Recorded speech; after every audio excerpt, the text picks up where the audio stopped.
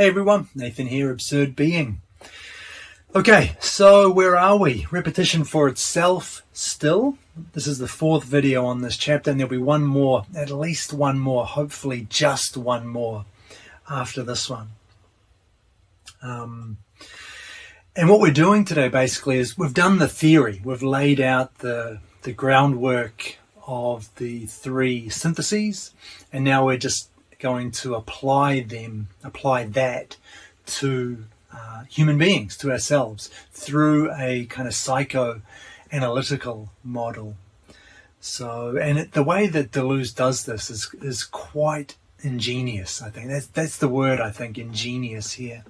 The way he connects all of the different elements of psychoanalysis and Freudian and Lacanian psychoanalysis and just links it through to all of the philosophy, the metaphysics that we did in the previous videos. It's just really quite astonishing. Just a real work of genius. That's why I think this is a work of genius, whether you like it or not. There is true genius at work, I think, in this book. And so anyway, the first section we'll look at is the pleasure principle and the id. So this first section, the pleasure principle, the id, it's all about the passive synthesis of habit. So you'll see a lot of parallels coming through as we go through this first part, and the ties the connections that Deleuze is able to make, and the way everything kind of fits in together really nicely is, it's quite,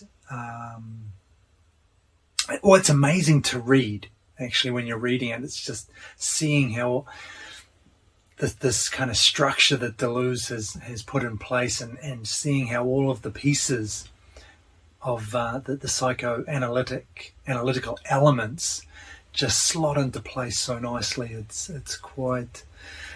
It's just a work of art. It's a work of art. I'm gushing a little bit. Anyway, so this is the passive synthesis of habit. We start with pleasure, and I've got a quote for you first. Biopsychical life implies a field of individuation in which differences in intensity are distributed here and there in the form of excitations. The quantitative and qualitative process of the resolution of such differences is what we call pleasure. Now that's a great little quote, I think. It's a nice description of organic life, and to me it's the perfect metaphysical picture, statement, proposition. And the reason is that it doesn't go, so metaphysics goes beyond physics, but we're not going here into fanciful realms of, capital C consciousness or capital M mind or capital E energy. Nothing mystical or magical you're being asked to believe in. It's not an alternative realm which grounds this physical realm. That's all. I mean, that is metaphysics, but it's just bad metaphysics, I think. So what makes this really good metaphysics is that it goes beyond physics, but in the sense that it gives us an explanatory framework for physics to work within. So it's not discounting physics. It's not going beyond physics such that we don't need physics anymore. There's something more real going on. Not that at all. It's that physics fits into the picture now in a way that we can clearly understand. Instead of the scientific approach, which reduces everything to physics. So you get nothing more than the movements of particles or whatever. Whereas here, we're able to kind of step back from that reductionist picture, the purely physical picture, and see how it fits in together. See how all the parts fit in this kind of broader, more encompassing, more explanatory framework. And that's what metaphysics is for me. And that's what good metaphysics is anyway. So I really like that description of organic life, this field of individuation. It's explaining how individuals, how organisms arise. Well, it gives us, I keep saying it, but it gives us a nice framework in which to understand in which to understand the physical goings on. And this is very reminiscent, by the way, if you've read, I'm cutting myself off all the time. It's very reminiscent of, if you've read him, Gilbert Simondon, who talks about individuation. And that's a fantastic book. Individuation in, I can't even remember the name, it's quite long though. Individuation in terms of form and information, something like that. And but that's a great book. He goes into a lot of detail on this. And there is a lot of similarity when it comes to individuation. And Deleuze actually mentions Simondon a little bit later on in the book when he delves into this idea of individuation in a bit more detail. So they were contemporaries. They were kind of floating around at the same time, and their ideas here kind of dovetail quite nicely. But that's just a little aside anyway. So nice description, nice metaphysical description there of organic life. Includes difference. So difference is being included here as intensities, differences in intensities within this field of individuation, and the differences, and these differences in intensities are manifesting as excitations, in the form of excitations. So again, the physical's there. It's not that we are postulating some magical other non-physical substance or anything crazy like that. The physical is there. This is just giving us a bigger, better understanding of the physical, rather than just telling us what the physical is doing. It's what kind of in a reductionist sense. So difference is there as intensity. And for us, the important sentence is the last one. The quantitative and qualitative process of the resolution of these differences is pleasure. So the definition of pleasure is the resolution of these differences. That's what pleasure is. Nice. So we've got that on the board. Then he goes on to talk about the pleasure principle. So moving from actual pleasure as a process in which these differences are resolved, to talk about the pleasure principle, which is, of course, the instinctive seeking of pleasure and the avoidance of pain. And this is for Freud, the animating force or the motivating force behind the id. But the question that Deleuze asks here is, how do we go from pleasure as this process to pleasure as this more general principle? In other words, how does pleasure go from the local fragmented processes of resolution of these differences to a principle which organizes the life of the organism as a whole? So for Freud's answer is that these excitations become invested or tied or bound. Three nice descriptive words, which I think give the image that we need here, give us the insight or the intuition that we need to understand this. I like bound, so I'm going to use that. These excitations become bound in such a manner that their resolution becomes systematically possible or becomes integrated. So that binding, that's a key idea here, the way that these different excitations can become bound into, I guess we can think of it as like a group within this field of individuation. They become bound together in such a way that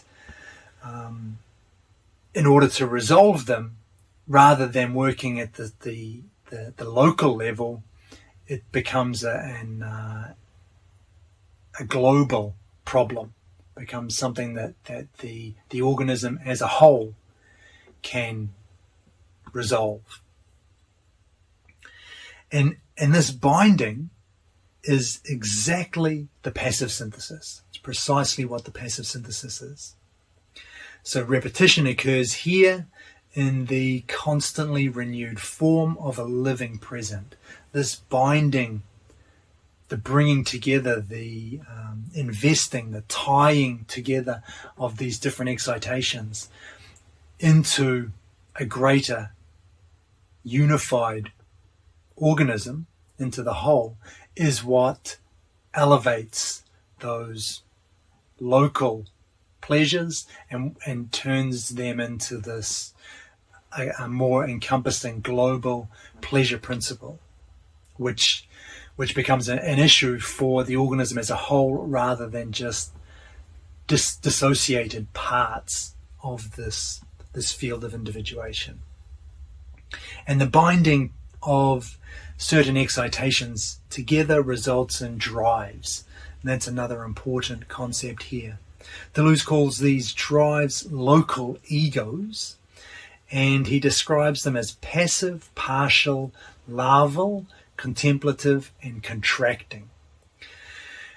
All of those elements that we talked about in the passive synthesis coming through here. So this is what I mean. You can see the parallels just leaping off the page here. So the way these excitations are bound is into local egos is the passive synthesis. And he also says that these local egos are narcissistic. And this is also a nice description of this. They're narcissistic, he says, not because they contemplate themselves, though, but because they are the fulfillment of a self-image through the contemplation of something else. In other words, they become what they are through the excitations that they bind. So there's kind of an indirect movement here. In order to become the thing that they will be, they can't focus on themselves. They focus on, and I'm using that metaphorically. They're not actually focusing, but they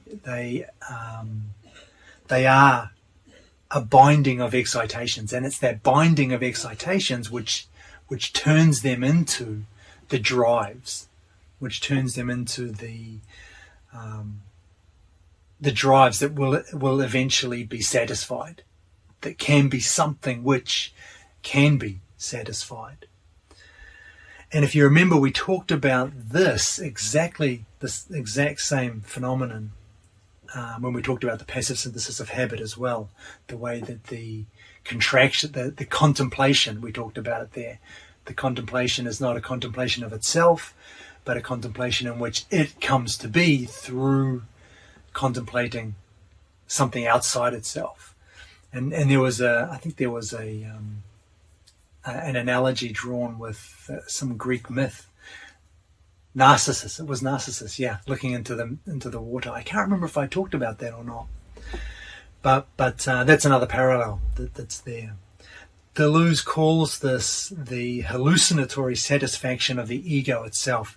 Gives it a nice kind of poetic label, very Deleuzian. And the organization of these local egos is what makes up the id. So we've just gone from kind of these local fragmented excitations, the differences in intensity between them, and then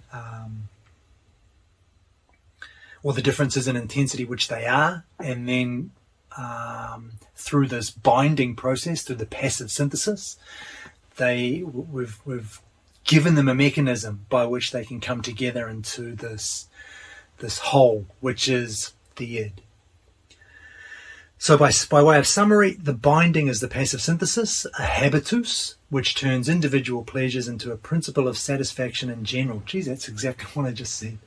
Habit underlies then the organization of the id. Okay, nice. So that's the pleasure principle and the id understood through the passive synthesis. And now we'll turn to the reality principle and the ego. Okay, so here, basically we've gone, this is the way Deleuze describes it, the passive synthesis of habit points beyond itself to the active synthesis of memory. So we're moving from the pleasure principle and the id now to the reality principle and the ego through those in the Deleuzian framework of the passive synthesis and the active synthesis. So what happens here is basically that recognition gets added to the passive synthesis of habit. And if we can explain that or express that in the same kind of terms that we used in the last section when we were talking about those excitations and the binding together of them, which form the drives and the id, then what's happening here is we're getting a relating of those bound excitations to a real object as the end of our actions. And this is precisely what the reality principle is. So the reality principle, the ability of the mind to access the external world and act upon it accordingly, as opposed to acting on the pleasure principle. Although Deleuze points out that these shouldn't be construed as conflicting forces, they kind of work together. They work in tandem. But it's just like an extension. The reality principle here is an extension of the pleasure principle to an extension into a real object, a real external object. So the idea is we're relating those bound excitations to something outside of ourselves, to a real object. And this process activates the global ego. So whereas before, and this is the way I think about this, when we talked in the last section about passive egos, these were local integrations, and now we're getting this active self, which is a global integration. So there's a difference first of all, there's a difference in scope here. We're talking about passive egos, now we're talking about an active self, which encompasses all of them. And the other distinction is one we can make between the id and the ego itself. So the id was the organism organized under the pleasure principle, and the ego is the organism organized under the reality principle. And so both are a global organization, but there's what Deleuze calls a topological difference, and I love that expression. So it's more like it's not a difference in scope. We're not going from local to global. Both are global, the id and the ego, but it's a different kind of orientation in both. It's a different, both are global, but with a different organizing principle, I guess. So the orientation's a good word, and that's why I like this word topological. It implies that the difference is not kind of in scope, but more in the shape of the organism as a whole. And what's interesting about this, another interesting point, is that whereas we talked about in the passive synthesis, the way that the excitations are bound together to form drives, and that's the definition of a drive, is the binding together of excitations. Under the ego, drives appear as related to self-preservation.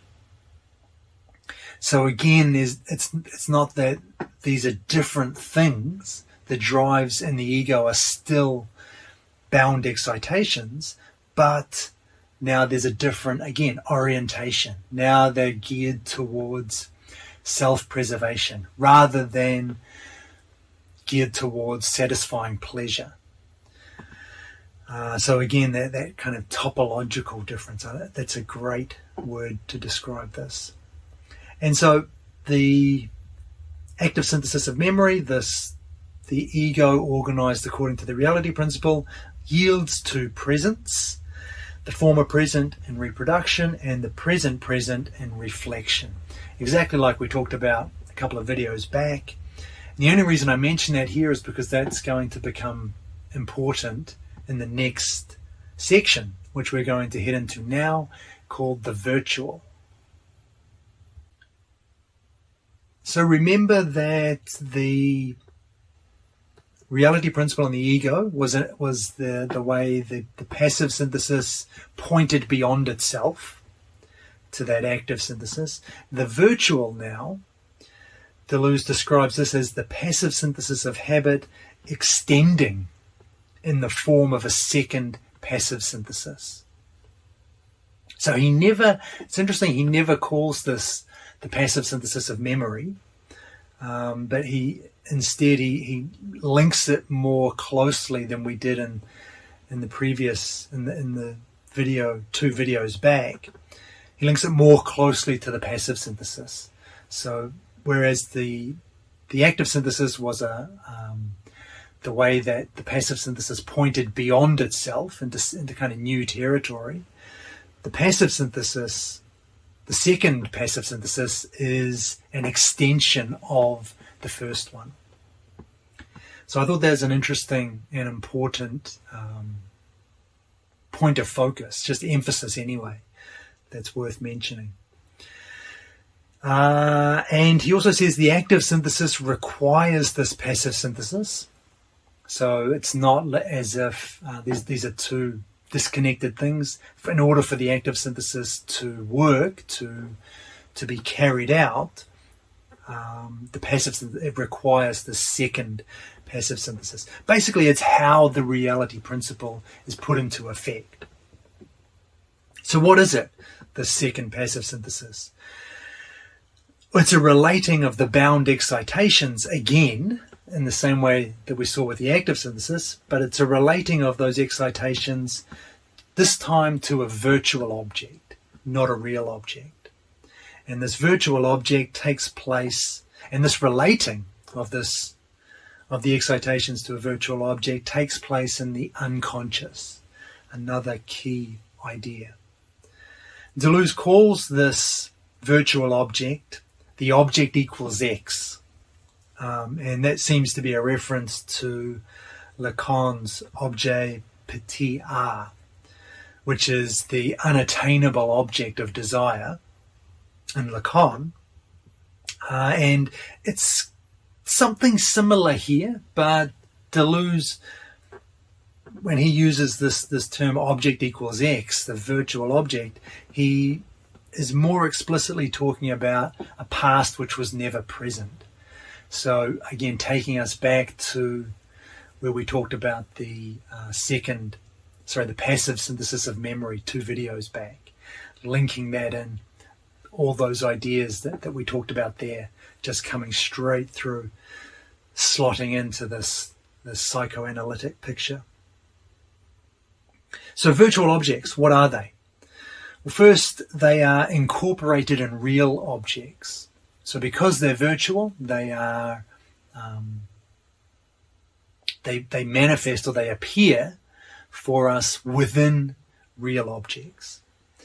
And crucially, they belong essentially to the past, but as pasts which have never been present.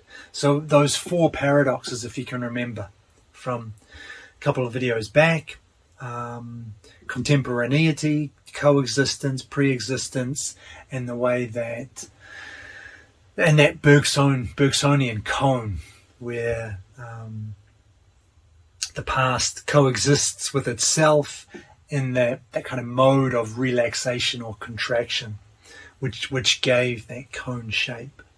So those 4 paradoxes come straight through, and that's how we have this idea of the virtual object as a past which was never present. And this means that the virtual object is, Deleuze says, at once not possessed by those who have it and had by those who do not possess it. So it's always a was, always in the past. And it's worth just thinking about that for a minute. not possessed by those who have it. So if you can think of, again, that past as the cone, the past in itself, the past in general, that is something which you have because it comes from it manifests in your behavior, in the things you say, the things you do. It's because it's a part of you. We called it your life, essentially. The past is the past in general here is essentially who you are, your self, although that's a loaded word, but it's who you are. It makes up the person you are, and so all of your actions, everything you do and say and think, flows from that. So you have that, the virtual objects, because they're all there in your past. You have them only to the extent that you don't possess them, and to the extent that you don't explicitly acknowledge them. You don't explicitly have them before you as an object. Because if you do that, then who you are, the virtual objects, are now behind that object. You're making an explicit object of the virtual object, which means that the virtual objects which you are, which make up your past in general, are now operating behind your gaze, as it were. And that's what Deleuze means when he says this: not possessed by those who have it, and had by those who do not possess it. So it's always it's always behind you. It's not something you can ever bring to the fore, because the moment you do, it's no longer the virtual object that it is, as the wellspring from which your behaviors and thoughts arise. It becomes something different. And I've got a short quote for this, which we'll look at as well. This is why virtual objects exist only as fragments of themselves. They are found only as lost. They exist only as recovered. Loss or forgetting here are not determinations which must be overcome. Rather, they refer to the objective nature of that which we recover as lost, at the heart of forgetting. Okay, so what does he say? Found as lost, and they exist as recovered, because already past in who you are. And this is actually the unconscious. So they're already there, but as, like I said, the wellspring of your behavior and thoughts. And that which means that, in the way that Deleuze phrases it here, they're found only as lost. They're found, if you find them, or in order to find them, they must be lost. In order to know them as they are, as the virtual objects which are this wellspring of your behaviors and thoughts, they must be lost to you. They must be something that's not brought forward as an explicit object. They're there acting in the background, as it were. And they exist then only as recovered, because these are in the past. They are fundamentally pasts which were never present, so the only mode of existence that they can possibly have is as recovered, as found after having been lost.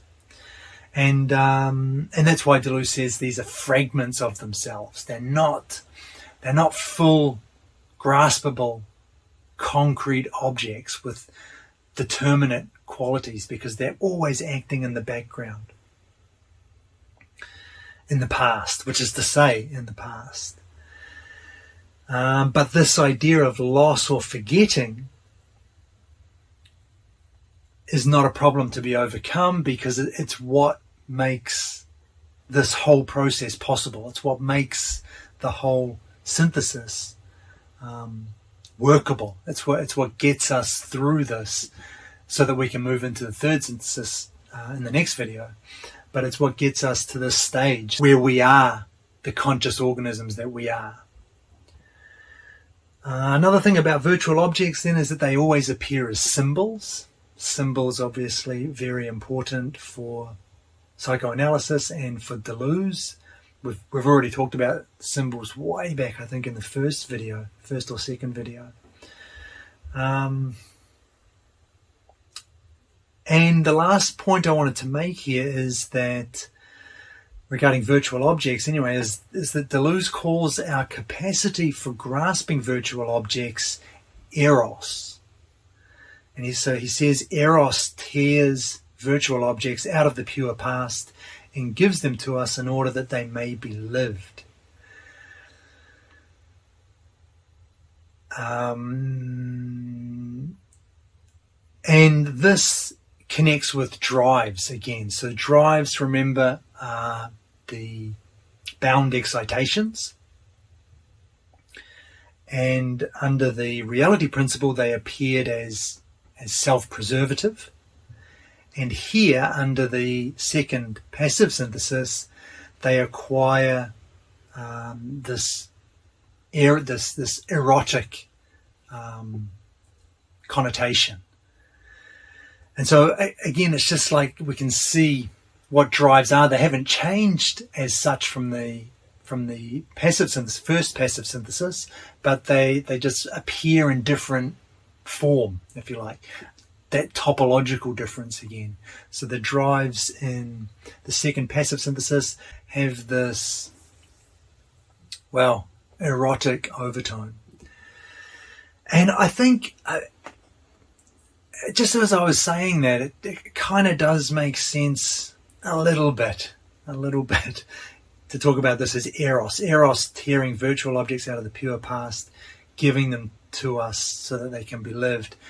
So there's kind of this sense of a very engaged, direct, passionate even engagement that we're talking about here. So in that sense, I can see using the word Eros. It's kind of linked closely with desire, I would say, and the way that. And this is the only way we can have access to those virtual objects, through a passionate, direct, engaged, almost visceral kind of relationship. But still, I don't like the word Eros, and I don't think, like, you can kind of squeeze it and squash it into what we want it to do here when I talked about kind of desire and that passion. But it's a strange word, and it's something that I've never fully been on board with regards to psychoanalysis either, and everything kind of everything reduces to sex at the end of the day. The phallus is the all important symbol, and this whole kind of obsession with Eros and the erotic and sex I just never got on board with it, and it's one of the reasons I have never looked at psychoanalysis in any serious capacity. I find this connection a little bit tenuous, to be honest. But Deleuze throws it in there. He calls this Eros, so it's there. But just let me voice my discontent with it, maybe. So he gives us an example of all of this coming together. So he talks about a child that is learning to walk. And first of all, it binds excitations in a passive synthesis. So getting to that pleasure principle and the id. And it also goes towards the mother as the goal of an effort, the end to be reached in reality. So bringing in the active synthesis, the reality principle. But at the same time, the child constructs for itself another object, a virtual object or virtual center. And it does this by putting several fingers in its mouth, wrapping the other arm around that center, that virtual center, i.e. the virtual mother. And that is the second passive synthesis. And Deleuze talks about this virtual object as providing something for the child to contemplate in the context of extending the passive synthesis.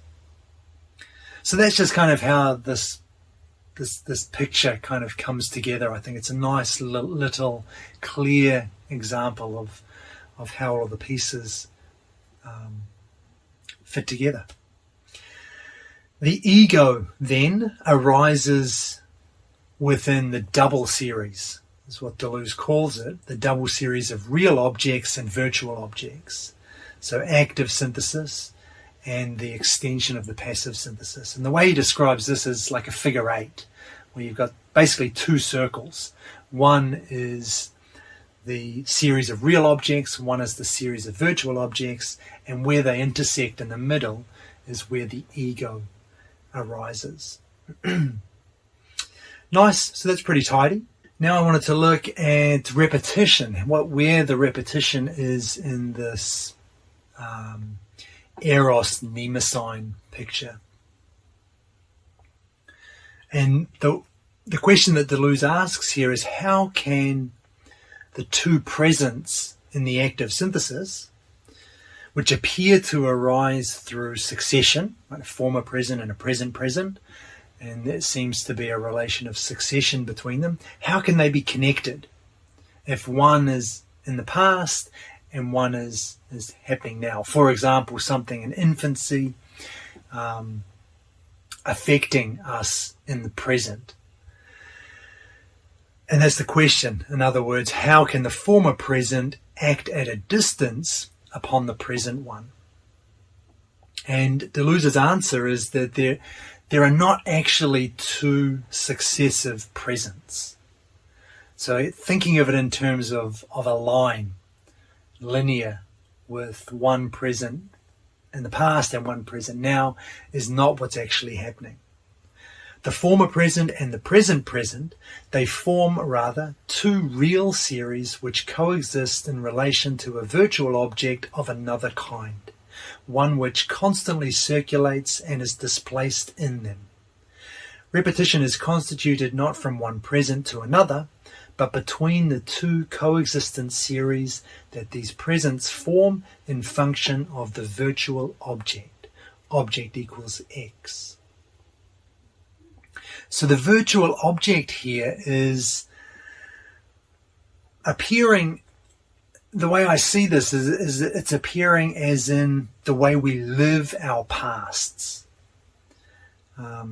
Such that, if you can remember, we talked about this would have been in the video on the passive synthesis of memory, the way that the virtual object transcends spatial locations and temporal successions, because it's operating within that past in general, the past which is you, in which all of the events that make up who you are not spread on a line, but are put together, that they exist together in this actually in the unconscious, in the past in general, which is essentially the unconscious. And so there are no spatial locations or temporal successions here, because we're in a domain or in a realm where those things are irrelevant. The past, the distant past, can be just as clear for me, or even clearer for me, than the recent past, if it was, say, an event that was particularly momentous. And so these kinds of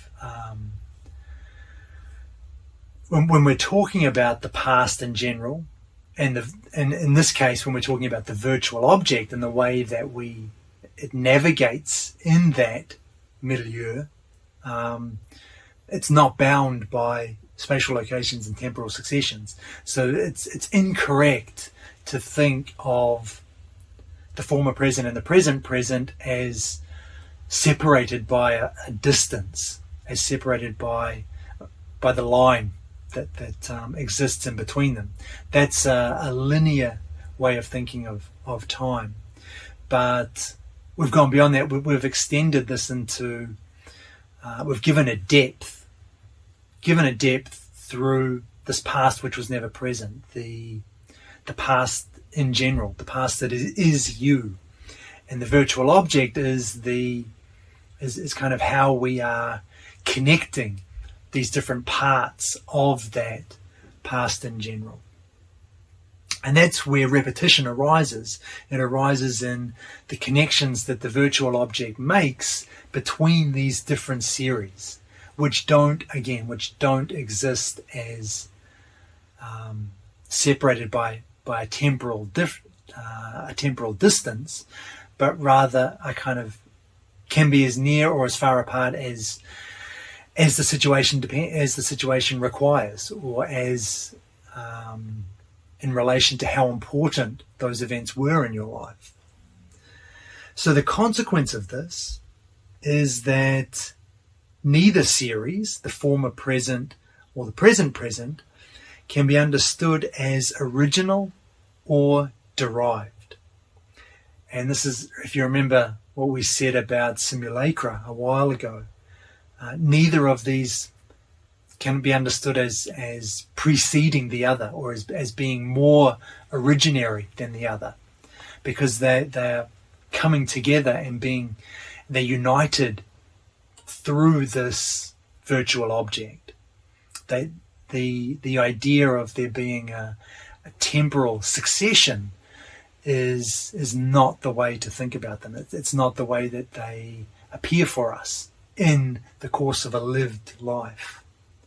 However, nor is the virtual object original.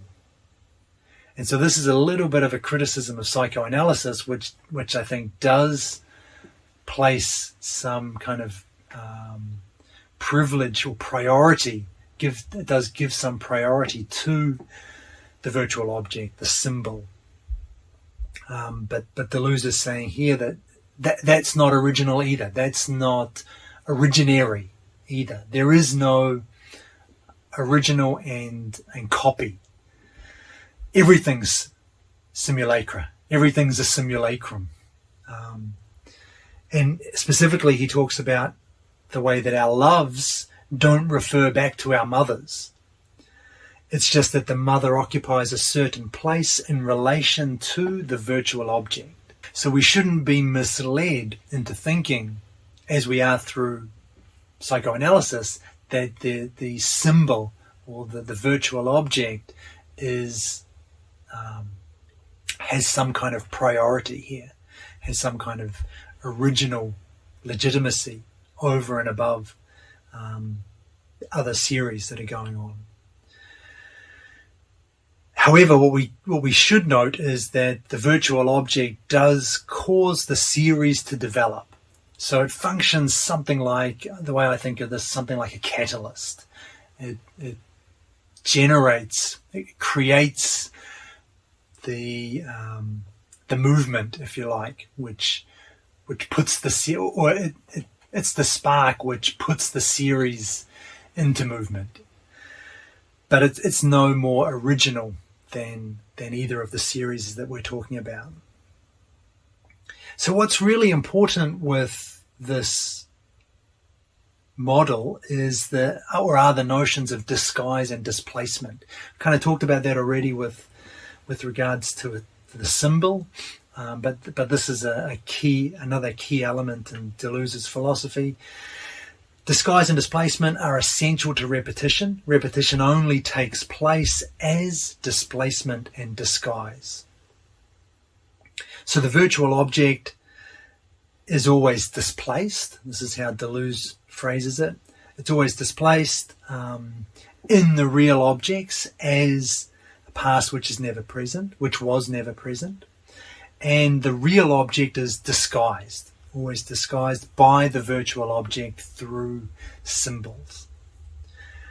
So an interesting consequence arises from this, in contrast to psychoanalysis, that disguise is not explained by repression.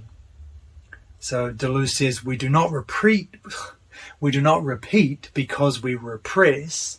We repress because we repeat. So it's not that there was some event which we've repressed and that's leading to this repetition where we're unable to move beyond it, or we keep reenacting or living out some kind of, keep reliving that same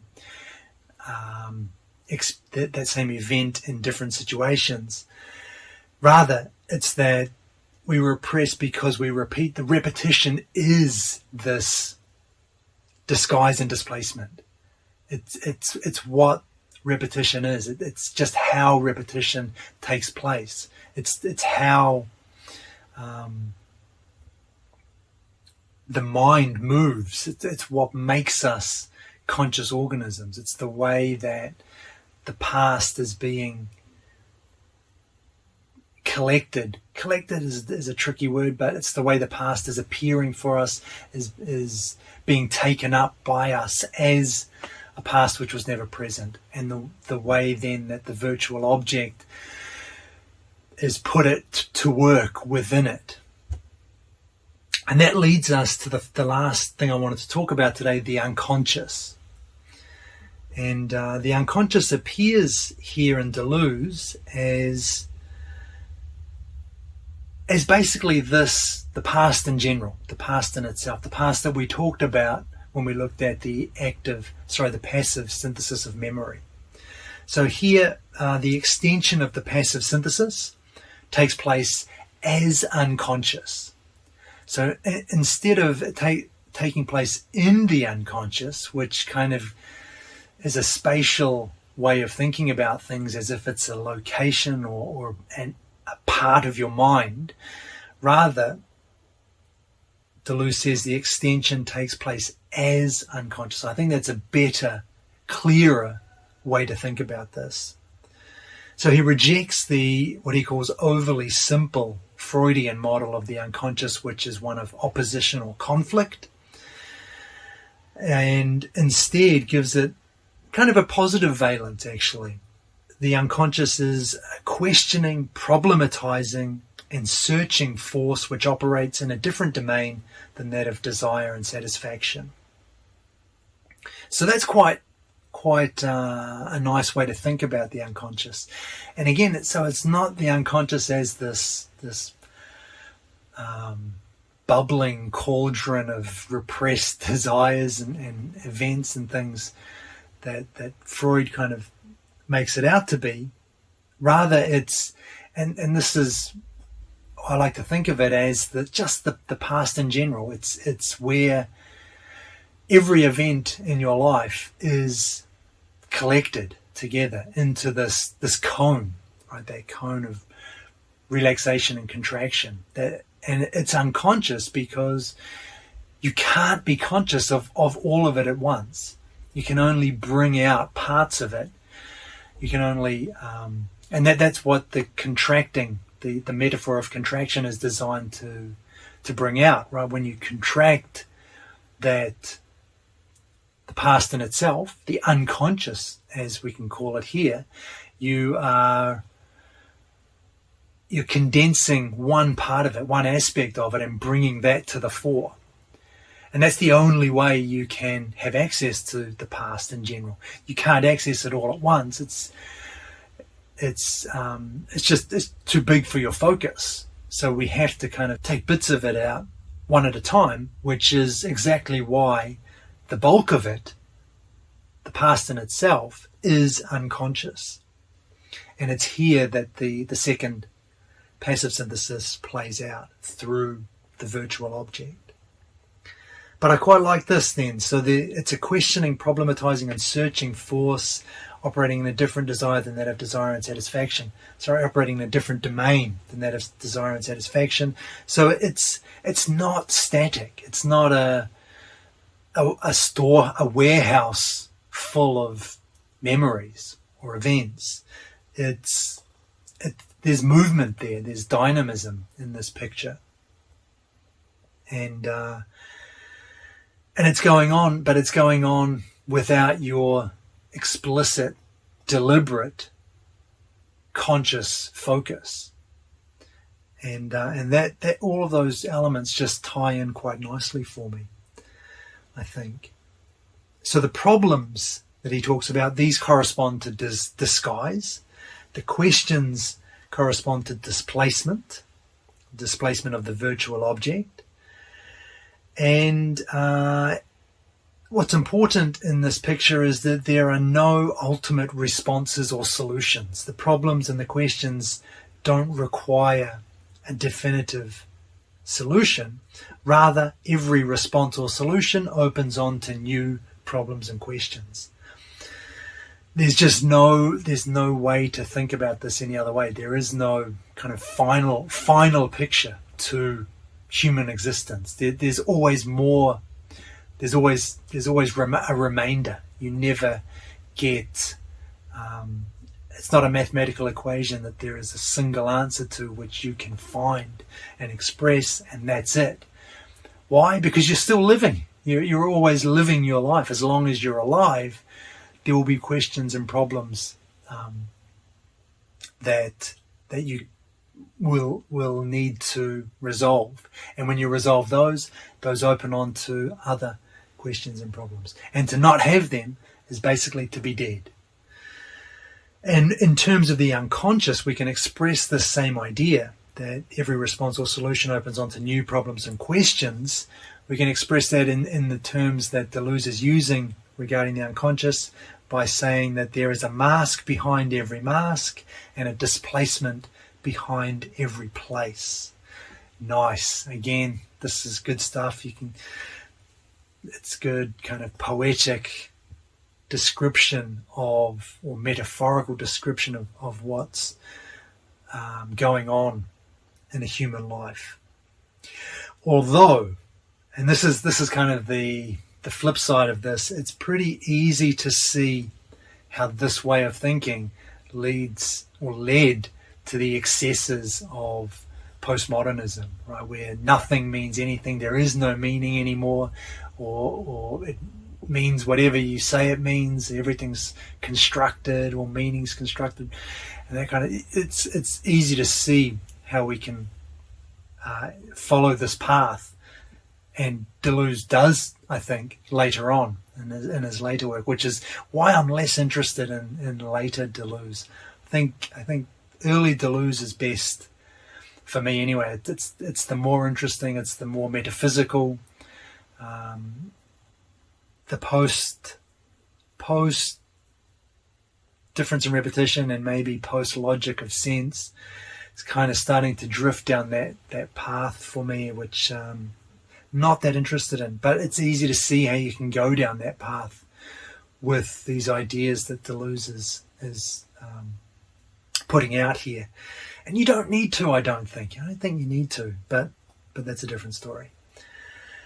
So, because this is a continually changing landscape where there's nothing but masks and displacement, there's nothing, i.e., for reasonable, sensible thought to grasp and cling to, nothing fixed, nothing certain that you can hold on to and kind of lock yourself in with. Because of that, Deleuze claims that neuropaths and psychopaths explore this original, ultimate ground of the unconscious. And that's also kind of on the fence about this way of thinking. Neuropaths and psychopaths explore this original ground.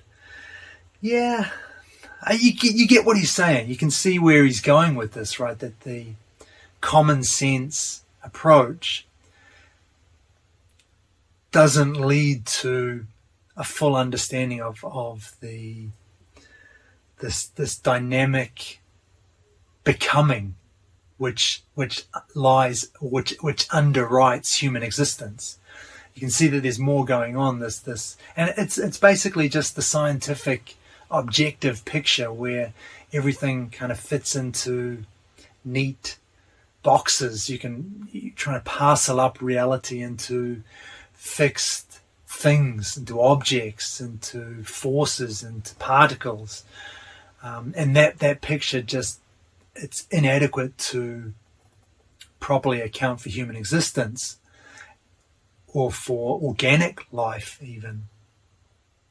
But yeah, psychopaths, do they really explore this in any kind of... maybe it's just shock value that Deleuze was going for with this statement. But again, you can see the link, but it's kind of a tenuous one for me. Neuropaths and psychopaths, I don't know if I would say that they're actually exploring this original ultimate ground. I don't think being disconnected from the social environment in which we all live, I don't think that's maximizing anything. But again, like, you can see the idea maybe, but I just perhaps disagree with the framing of it in the way that Deleuze has. Anyway, so that's the unconscious. And that brings us to a summary. So first we looked at the pleasure principle and the id. And this was all about the passive synthesis of habit. So first up, pleasure. What was pleasure? It was the resolution of differences in intensity. Differences in intensity in this field of individuation that is the organism. That's what pleasure was. The question was, how do we extend this into the pleasure principle, a general principle governing the organism as a whole? And we did this through excitations which were bound together to yield local egos. And this process of binding is precisely Deleuze's passive synthesis. So this binding was organized together in such a way that the whole, the id, could form from it.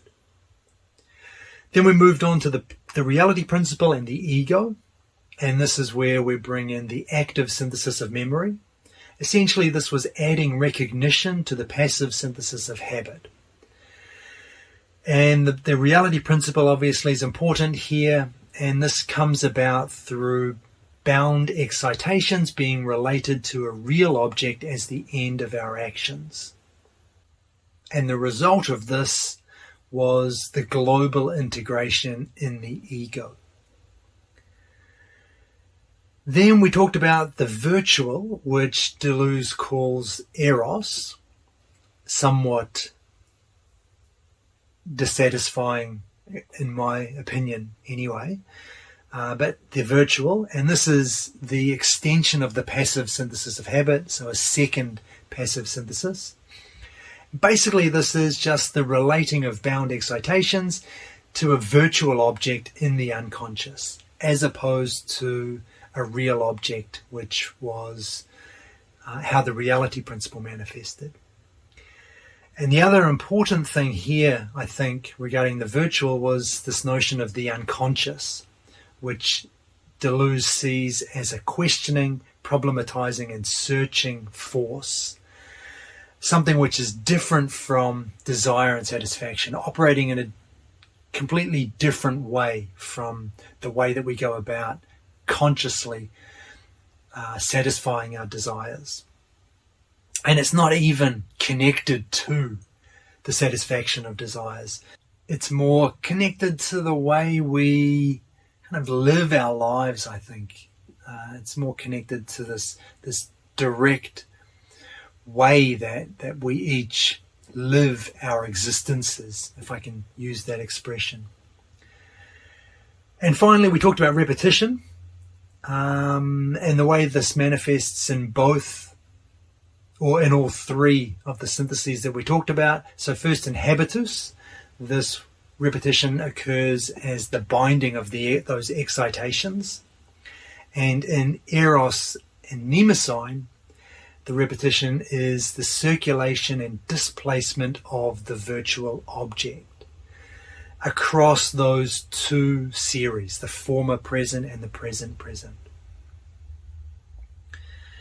And the idea there is that repetition in Eros Mnemosyne takes place as displacement and disguise, bringing the symbol to the fore again. Okay, nice. So that's where we are with this.